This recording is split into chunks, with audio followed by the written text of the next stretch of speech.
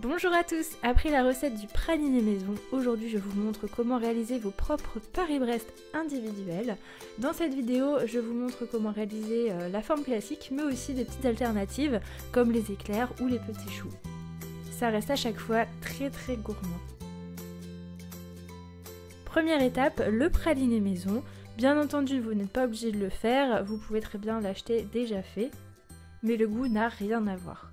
Je vous invite à aller voir la vidéo que j'ai déjà réalisée concernant le praliné maison. Je vous montre toutes les étapes, vous avez aussi la recette sur le blog.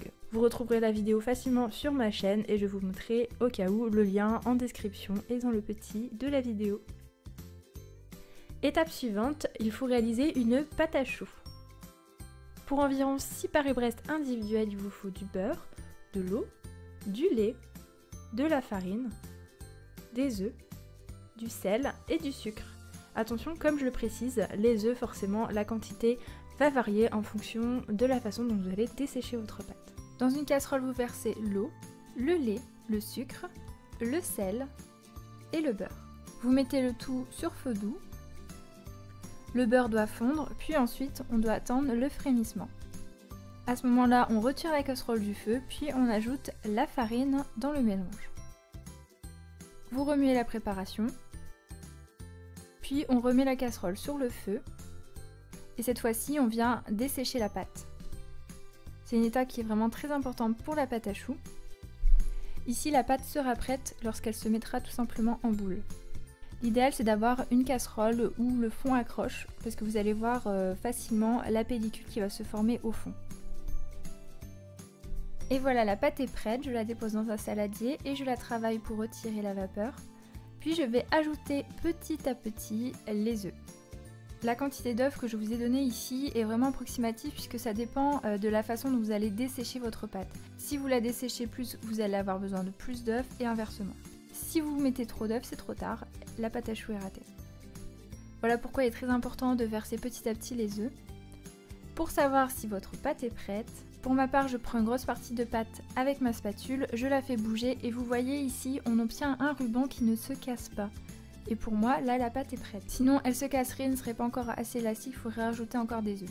Par contre elle n'est pas totalement liquide non plus. Ensuite avec une douille PF14, je vais coucher sur papier cuisson mes Paris-Brest individuels. Donc généralement au niveau de la taille vous faites un cercle d'environ 7 à 8 cm de diamètre. Ensuite je dore la pâte à choux avec un œuf entier et j'y ajoute les amandes effilées. Au niveau des amandes, n'hésitez pas à en mettre beaucoup puisque vous allez voir à la cuisson, vous allez en perdre et également lorsque vous allez découper vos Paris-Brest. J'enfourne ensuite environ 25 minutes à 180 degrés, tout dépend de votre four. Attention, il ne faut pas ouvrir la porte du four pendant la cuisson. Je le rappelle, vous pouvez ouvrir la porte que lorsque les craquelures au niveau des choux sont de la même couleur que la pâte qui est au-dessus. Voilà, il doit avoir une couleur uniforme. Si les craquelures sont blanches, ce n'est pas encore cuit.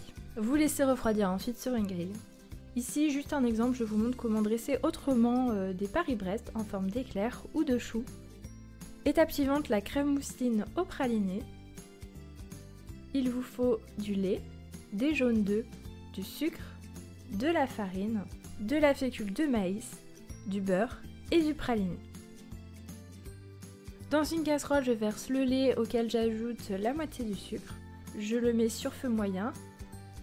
Dans un récipient en parallèle, je mélange les jaunes et le sucre. J'ajoute ensuite la farine et la fécule. Ici, on réalise tout simplement une crème pâtissière.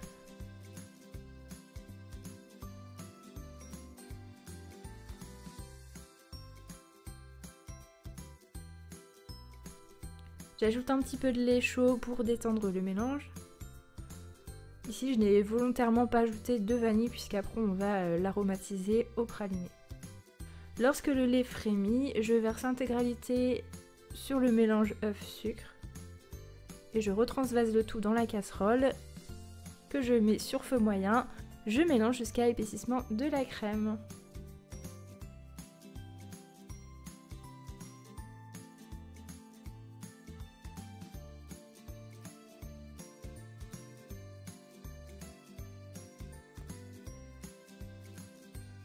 Je la filme au contact et la réserve au réfrigérateur.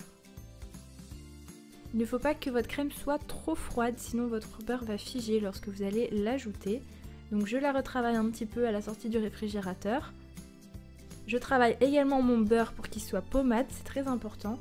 Et ensuite je vais l'ajouter petit à petit à ma crème en mélangeant.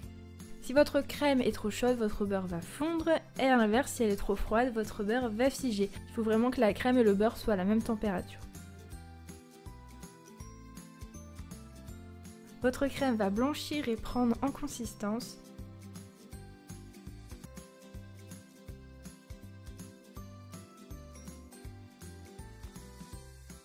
Et à la fin, j'ajoute le praliné.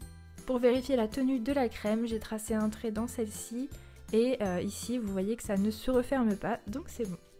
Je réserve ensuite la crème 30 minutes au réfrigérateur. C'est parti pour le montage. Je découpe en deux mes Paris-Brest. Je commence par déposer une première couche de crème. J'utilise ici une de cannelée. Ensuite, vous n'êtes pas obligé, mais pour plus de gourmandise, vous pouvez ajouter un cœur coulant au praliné. C'est vraiment super bon.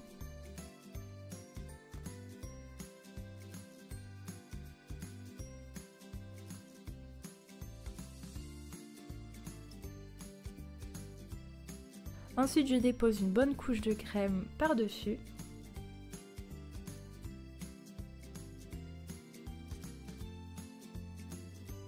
Et enfin, une dernière ligne pour déposer le chapeau.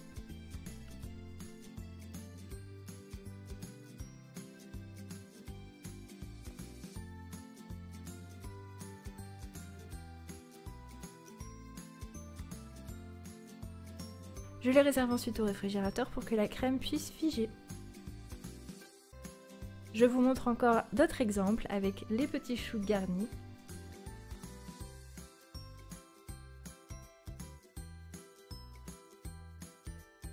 Ou encore la forme éclair. Même principe, de la crème, un insert praliné, encore de la crème et un petit chapeau de pâte à choux. Vous pouvez également ajouter par exemple des noisettes caramélisées, ça peut être très très bon. Et la touche finale, le sucre glace par-dessus.